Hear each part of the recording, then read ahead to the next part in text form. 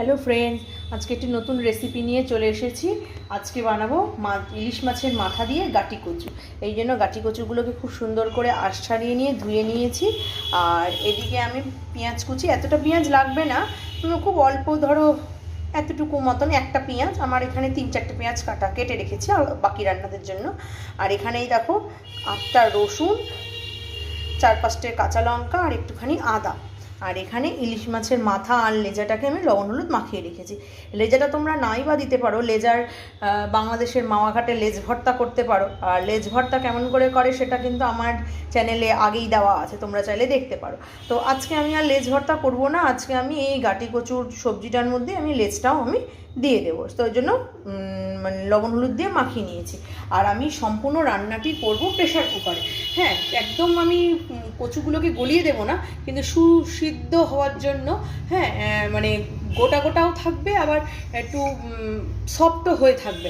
হ্যাঁ, শক্ত হবে না। তোমরা চাইলে কড়াইও করতে পারো। তো আমি তাড়াহুড়ো আছে, আমার অনেক বাকি কোনো রান্না হয়নি, এটাই আমার প্রথম রান্না আজকে।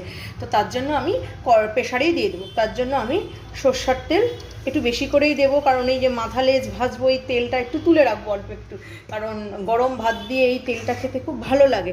আর আমি আর আমার মেয়ে এই তেল খেতে মানে ভীষণ ভালোবাসি, তার জন্য একটু তেল তুলে দিব বেশি করে, ভেজে টেজে এই তেল একটু তুলে রাখবো। তো সরষের তেল, দেখো তেলটা গরম হোক। দেখো ইলিশ মাছের মাথা লেজকে কিন্তু আমার সুন্দর করে লাল করে ভাজা হয়ে গেছে। আর এই দেখো তেল কিন্তু বেশি দিয়েছিলাম, সেই তেলও তুলে রেখেছি। এবার দেখো, এই দেখো শুকনো লঙ্কা আর 5 ফোড়ন আমি দিয়ে দিলাম।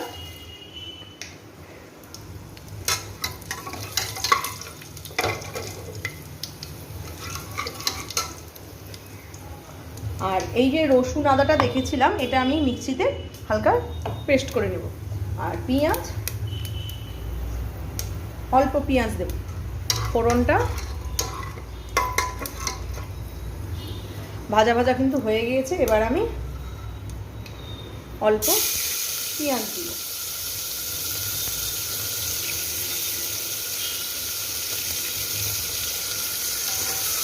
পেঁয়াজটা সুন্দর করে লাল করে ভাজা ভাজা হোক, ততক্ষণে আমি পেস্টটা বানিয়ে। পেঁয়াজটা দেখো ভাজা ভাজা হচ্ছে, এবার আমি এর মধ্যে এই আগে থেকে ধুয়ে রাখা কচুগুলো সব দিয়ে দেব, দিয়ে এটা নাড়তে থাকবো, পেঁয়াজের সাথে একটু ভাজা ভাজা হতে থাকবে। এবার আমি এর মধ্যে পরিমাণ মতন লবণ দিয়ে এই দেখো আমি এখানে সব গুঁড়ো মশলা রেডি করেছি, হলুদের গুঁড়ো, ধনের গুঁড়ো, জিরার গুঁড়ো, এটা সমস্ত দিয়ে দিলাম। হ্যাঁ, আর এই যে আদা রসুনের পেস্টটা যেটা করেছিলাম, এটা আমি দিয়ে দিলাম।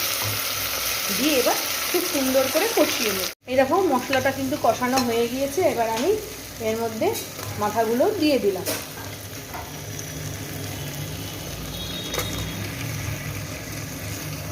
মাথাগুলো দিয়ে আর একটু নাড়বো 2-1 মিনিট মতন।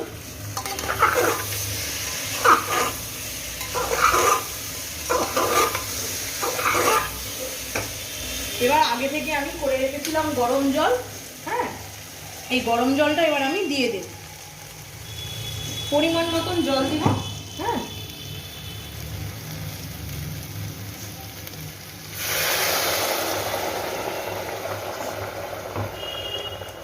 তোমরা কে কীরকম পছন্দ করবে।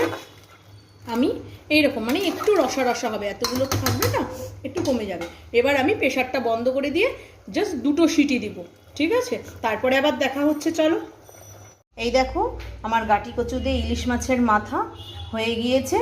দেখো কেমন দেখতেই কত সুন্দর ইয়াম্মি লাগছে, আর কালারটাও কি সুন্দর এসে গেছে। তোমরাও কিন্তু একদিন এইভাবে বানিয়ে দেখো। আর কেমন লাগলো রেসিপিটি অবশ্যই কিন্তু আমাকে কমেন্ট করতে ভুলো না। বাই।